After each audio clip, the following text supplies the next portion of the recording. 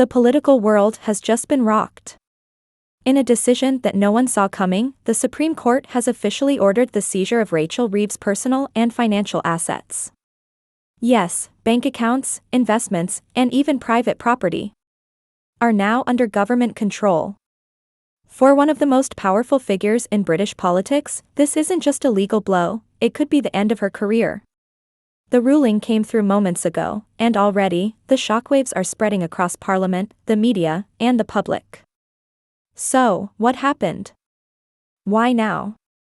And what does this mean for the future of the Labour Party? At exactly 9:01 a.m. today, the Supreme Court released its decision in a highly sensitive legal case involving Rachel Reeves, the Shadow Chancellor of the Exchequer. According to official documents, the court has authorized a full and immediate seizure of Reeves' personal assets, valued in the millions. This includes 3 private properties across London and Leeds, 2 offshore investment accounts, and multiple luxury items that were flagged during a months-long investigation. The decision came after a confidential legal review was suddenly made public early this morning. Legal experts say the review pointed to possible misuse of political funds and unexplained wealth accumulation dating back several years. The final ruling stated that the origin of certain assets was inconsistent with legal declarations made to parliamentary ethics committees.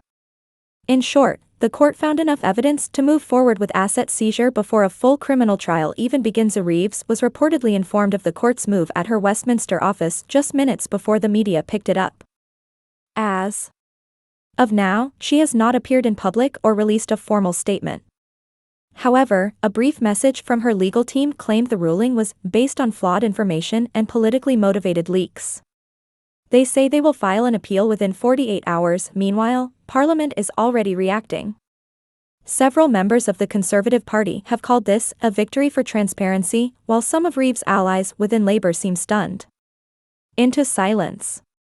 Others have quietly distanced themselves, saying they were unaware of the financial issues now coming to light. This legal decision was made under emergency proceedings after investigators submitted what they called a fresh and urgent evidence last night. Court documents remain partially sealed, but insiders suggest the new evidence could involve whistleblower testimony from within the Labour Party itself. If true, this would mean the source of the information may be someone Reeves once trusted. Public reaction is growing by the hour. Outside the court, small groups of protesters, both in support of and against Reeves, have already started to gather.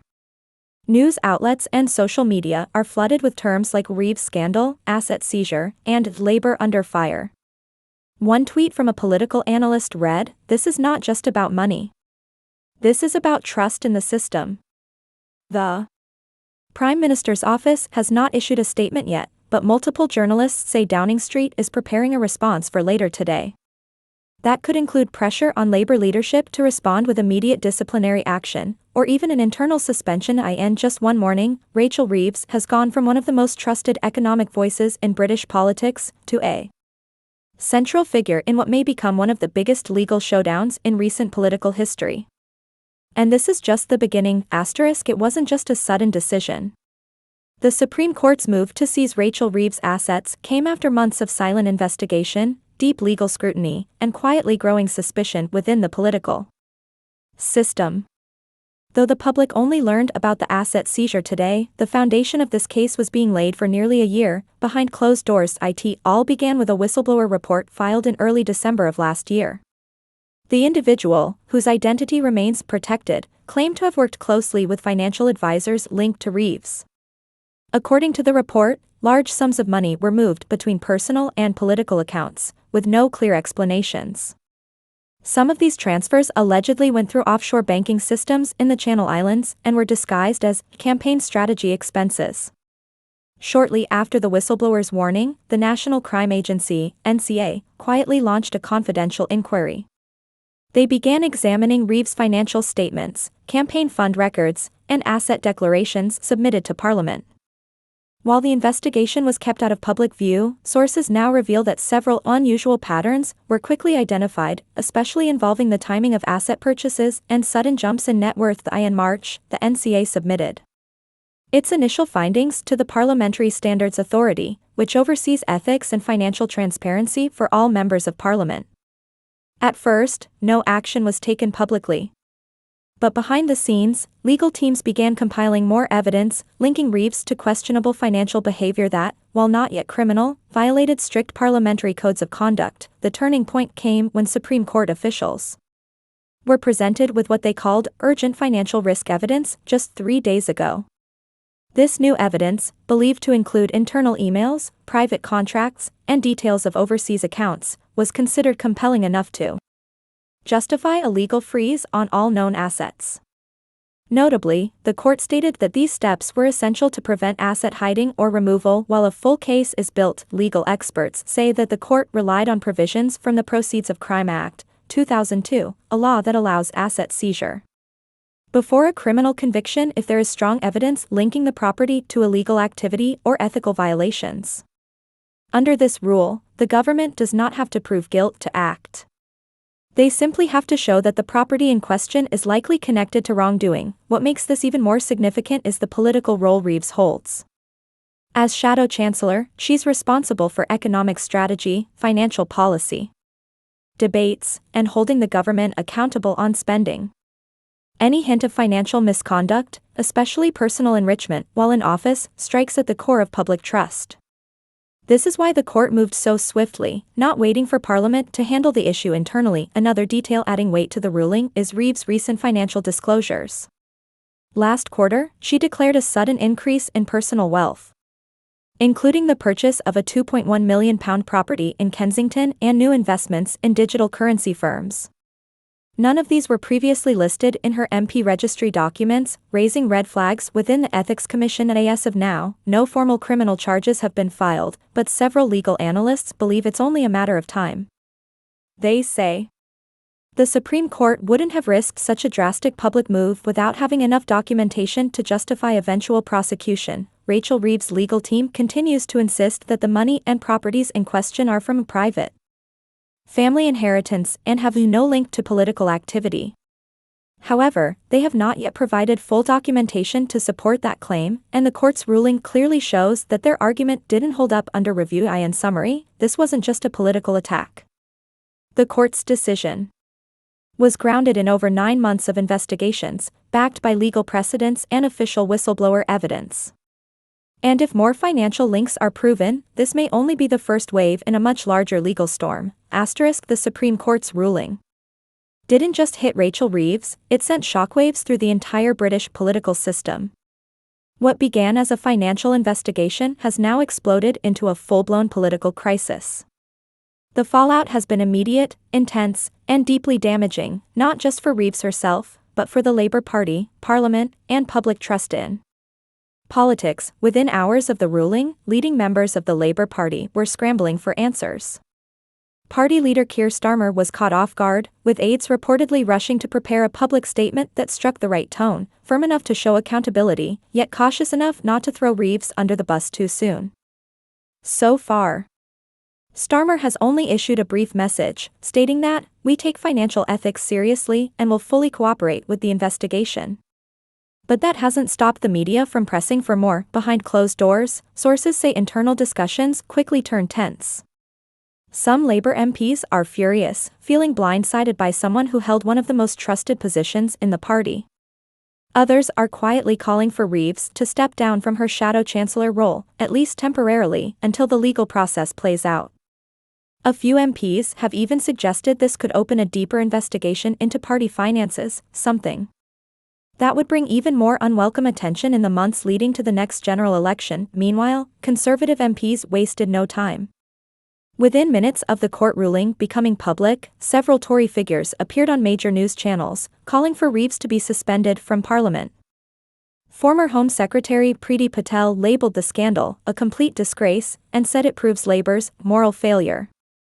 Chancellor Jeremy Hunt also weighed in, urging Labour to clean house before demanding accountability from others. The political damage isn't limited to Parliament. On social media, public reactions exploded. Hashtags like #ReevesAssets, #Labour Scandal, and #Political Fraud began trending within an hour. Influencers, analysts, and ordinary citizens voiced a mix of shock, betrayal, and anger. Some former supporters of Reeves even posted old campaign donation receipts and expressed regret. One viral comment read, "How do we trust any politician now when even the ones screaming about fairness are hiding millions?" Protesters began appearing outside Parliament and Reeves' constituency office, holding signs that read, "Where's the money, Rachel?" and "Justice for the public purse." On the other side, some loyal supporters defended her, claiming the court's ruling is part of a targeted smear campaign, perhaps even politically motivated. But that defense is becoming harder to maintain as more facts come to light. Public trust is clearly shaken. According to a flash poll conducted by UK news channel within 12 hours of the ruling, 68% of respondents believe Reeves should resign, while 55% say they now question the financial integrity of other top MPs. That's a dangerous sign, not just for Labour, but for politics as a whole.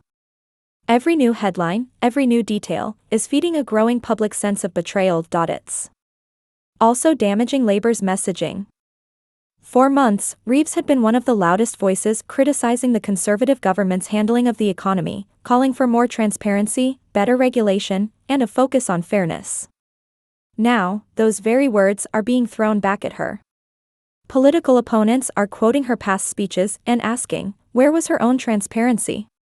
And it's not just domestic pressure.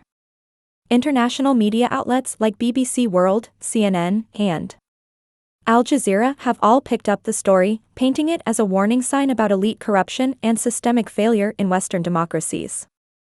Headlines like, "Top UK MP faces asset seizure over ethics probe," are now being read across the globe. This ruling has also sparked fear among other MPs and political figures. Some are reportedly reviewing their own financial disclosures and legal records to ensure they're in order. Privately, a few MPs have even begun consulting lawyers, worried that more investigations could soon be launched in a political system already under pressure, from inflation, public strikes, and global tensions. This kind of scandal couldn't have come at a worse time. And the effects are only beginning to unfold. The ruling is out, the political world is shaking, but one critical question remains: what happens next? Rachel Reeves may be silent for now, but the clock is ticking. Every passing hour brings new questions, deeper uncertainty, and a growing demand for answers, not just from the public, but from inside the political system itself. First, let's look at the legal side. The Supreme Court's ruling was only the beginning. Asset seizure is a major move, but it's often just the first step in a larger legal strategy. Now that Reeves' properties, accounts, and financial documents are under state control, investigators will dig deeper into the sources of her wealth. Forensic accountants are already at work, analyzing records that cover at least the last 10 years.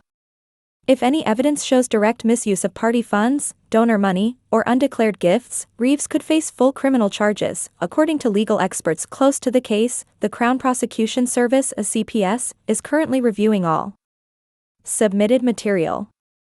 If they find what they call probable cause, a formal indictment could be issued in the coming weeks. That means Rachel Reeves would not only be under legal investigation, she could be placed under arrest, face trial, or even be banned from holding public office permanently. Meanwhile, the Labour Party is being forced into rapid response mode. Internal meetings are happening behind closed doors to decide whether Reeves will be suspended, asked to resign, or allowed to stay on under supervision. The problem is, no decision will look good. If Labour removes her, they admit failure in vetting and oversight. If they keep her, they risk being seen as protecting someone under legal fire. It's a political trap either way, and one the Conservatives are happy to exploit. That there's also the question of whether this opens the door for a broader investigation into party finances. Whispers are already spreading about a second MP who may also be under review, and party insiders fear that this could snowball into a larger crisis. If that happens, Labour's entire economic team could come under scrutiny, and that could shake the public's confidence right before the next general election cycle. For Rachel Reeves personally, she's in a corner. Her legal team has announced plans to file an appeal, claiming the asset seizure was based on incomplete information and should be reversed. But that process could take weeks, or even months. Until then, all financial movement is frozen. She can't sell, transfer, or use any of the seized properties. Any attempt to do so would be considered contempt of court, and could carry criminal penalties. But on the media front, the story isn't going away. In fact, it's growing. Multiple documentaries, investigative reports, and political commentary shows have already lined up special episodes diving into Reeves' background, campaign history, and financial activities. Tabloid journalists are also tracking her past. Business partnerships, family wealth, and any connections that may now look suspicious in hindsight. The more they uncover, the harder it becomes for Reeves to stage a comeback, and then there's the international effect. Reeves was known not only as Labour's economic face but also as a respected voice in global finance. She had spoken at global forums, met with foreign ministers, and even been mentioned as a possible future chancellor in an international-facing government. Now, those bridges may be burned. International allies may step back, foreign investors may grow wary of UK political stability, and any future leadership bids by Reeves seem deeply unlikely, if not impossible. There's also a social and cultural angle to all this. The UK public has long felt detached from politics, seen as a game played by elites behind closed doors. This scandal only confirms those fears for many voters. If a high-profile MP like Rachel Reeves can allegedly hide millions and misuse funds while preaching fairness and reform, what else is happening that the public hasn't seen? Already, grassroots organizations are calling for new rules. Campaigns are rising demanding real-time financial tracking for MPs, third-party audits, and public access to all parliamentary spending. What started with Reeves may now turn into a full movement against financial secrecy in government, but for now, all eyes remain on Reeves. Will she speak? Will she fight back, or quietly step aside? Will more information come out that makes things worse, or will her legal team find a loophole to clear her name? One thing is clear, this story is far from over. In fact, it may just be beginning.